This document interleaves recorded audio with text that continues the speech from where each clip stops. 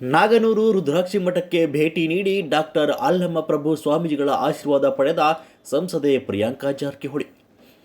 ಮಹಾತ್ಮರ ಪ್ರತಿಮೆಗಳಿಗೆ ಪುಷ್ಪನಮನ ಸಲ್ಲಿಕೆ. ಪೀರನವಾಡಿ ಹಜರತ್ ಶಾ ಅನ್ಸಾರಿ RH ದರ್ಗಾಗೆ ಭೇಟಿ ನೀಡಿ ಪ್ರಾರ್ಥನೆ ಸಲ್ಲಿಸಿದ ಸಂಸದೆ ಪ್ರಿಯಾಂಕಾ ಜಾರಕಿಹೊಳಿ.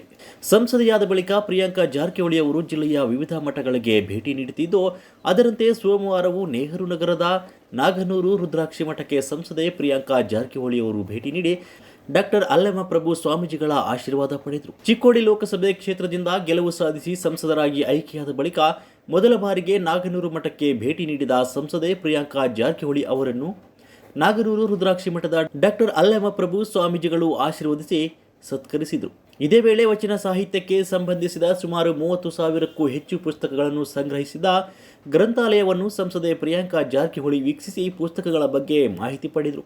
ಅಲ್ಲದೆ 12ನೇ ಶತಮಾನದ ತಾಳೆಗೆರೆಯಲ್ಲಿ ಬರೆದ ವಚನಗಳನ್ನು ವೀಕ್ಷಿಸಿದರು. ಮಹಾತ್ಮರ ಪ್ರತಿಮೆಗಳಿಗೆ ಪುಷ್ಪನಮನ ಸಲ್ಲಿಸಿ ಪೀರನವಾಡಿ ದರ್ಗಾಗೆ ಭೇಟಿ.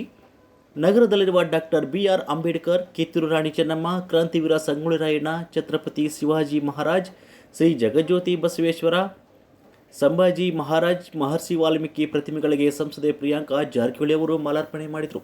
ದೆಹಲಿ ಸಂಸತ್ ಭವನದಲ್ಲಿ ಲೋಕಸಭಾ ಸದಸ್ಯೆಯಾಗಿ ಪ್ರಮಾಣ ವಚನ ಸ್ವೀಕರಿಸಿದ ಬಳಿಕ ಮೊದಲ ಬಾರಿಗೆ ಬೆಳಗಾವಿಗೆ ಆಗಮಿಸಿದ ಸಂಸದೆ ಪ್ರಿಯಾಂಕಾ ಜಾರಕಿಹೊಳಿ ಅವರು ಮಹಾಪುರುಷರ ಪ್ರತಿಮೆಗೆ ಮಾಲಾರ್ಪಣೆ ಮಾಡಿ ಗೌರವ ಸಲ್ಲಿಸಿದರು. ಮಹರ್ಷಿ ವಾಲ್ಮೀಕಿ ಪ್ರತಿಮೆಗೆ ಪುಷ್ಪನಮನ ಸಲ್ಲಿಸುವ ವೇಳೆ ವಾಲ್ಮೀಕಿ ಸಮಾಜದ ಗುರುಗಳು, ಸಮಾಜದ ಮುಖಂಡರು ಸಂಸದೆ ಪ್ರಿಯಾಂಕಾ ಜಾರಕಿಹೊಳಿಗೆ ವಾಲ್ಮೀಕಿ ಪ್ರತಿಮೆ ಸ್ಥಾಪನೆಗೆ ಕ್ರಮ ಕೈಗೊಳ್ಳಬೇಕಂತ ಮನವಿ ಮಾಡಿದರು.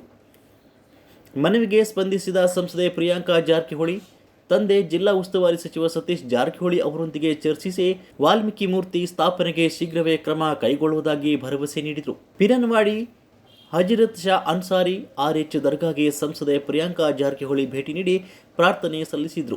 ಇದೇ ವೇಳೆ ಮುಸ್ಲಿಂ ಸಮಾಜದ ಮುಖಂಡರು ಸಂಸದೆ ಪ್ರಿಯಾಂಕಾ ಜಾರಕಿಹೊಳಿ ಅವರನ್ನು ಶಾಲೆ ಹೊದಿಸಿ ಸತ್ಕರಿಸಿದರು. ಈ ವೇಳೆ ಮಾಧ್ಯಮರೊಂದಿಗೆ ಮಾತನಾಡಿದ ಸಂಸದೆ ಪ್ರಿಯಾಂಕಾ ಜಾರಕಿಹೊಳಿ, ಲೋಕಸಭಾ ಸದಸ್ಯೆಯಾಗಿ ಪ್ರಮಾಣ ವಚನ ಸ್ವೀಕರಿಸಿದ ಬಳಿಕ ಮೊದಲ ಬೆಳಗಾವಿಗೆ ಆಗಮಿಸಿದ ಹಿನ್ನೆಲೆಯಲ್ಲಿ ಮಹಾತ್ಮರ ಪ್ರತಿಮೆಗಳಿಗೆ ಗೌರವ ಸಲ್ಲಿಸಿದ್ದೇನೆ.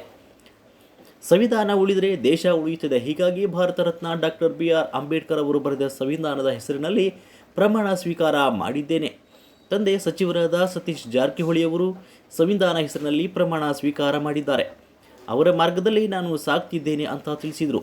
ಚಿಕ್ಕೋಡಿ ಜಿಲ್ಲಾ ರಚನೆ ಬಗ್ಗೆ ಮಾಧ್ಯಮಗಳ ಜೊತೆ ಪ್ರಶ್ನೆಗೆ ಪ್ರತಿಕ್ರಿಯಿಸಿದ, ಬಹು ವರ್ಷಗಳಿಂದ ಚಿಕ್ಕೋಡಿ ಜಿಲ್ಲೆಯಾಗಬೇಕೆಂಬ ಆ ಭಾಗದ ಜನರ ಆಸೆ, ಬೇಡಿಕೆ ಕೂಡ ಇದೆ. ಆದಷ್ಟು ಬೇಗ CM ಸಿದ್ದರಾಮಯ್ಯ ಅವರನ್ನು ಭೇಟಿಯಾಗಿ ಚರ್ಚೆ ಮಾಡಲಾಗುವುದು ಅಂತ ತಿಳಿಸಿದರು. ಈ ಸಂದರ್ಭದಲ್ಲಿ ಸತೀಶ್, ಶುಗರ್ಸ್ ನಿರ್ದೇಶಕ ಯುವ ನಾಯಕ ರಾಹುಲ್ ಜಾರಕಿಹೊಳಿ, KPCC ಸದಸ್ಯ ಮಲ್ಲಗೌಡ ಪಾಟೀಲ್, ಜಿಲ್ಲಾ ಗ್ರಾಮೀಣ ಕಾಂಗ್ರೆಸ್ ಅಧ್ಯಕ್ಷ ವಿನಯ ನಾವಲಗಟ್ಟಿ, ಕಾಂಗ್ರೆಸ್ ಪ್ರಧಾನ ಕಾರ್ಯದರ್ಶಿ ಪ್ರದೀಪ್ MJ, ಮುಖಂಡರಾದ ರಾಜೇಂದ್ರ ಪಾಟೀಲ್, ಸಿದ್ದೀಕ್ ಅಂಗಲಕಿ, ಬಸವರಾಜ್ ಶೇಂಗಾವಿ, ಅರ್ಜುನ್ ನಾಯಕ್ವಾಡಿ, ಮಲ್ಲಗೌಡ ಪಾಟೀಲ್, ಸುರೇಶ್ ಗವನ್ನವರ್, ಐಷಾ ಸನದಿ ಸೇರಿದಂತೆ ನೂರಾರು ಕಾರ್ಯಕರ್ತರು ಇತರರು ಹಾಜರಿದ್ದರು.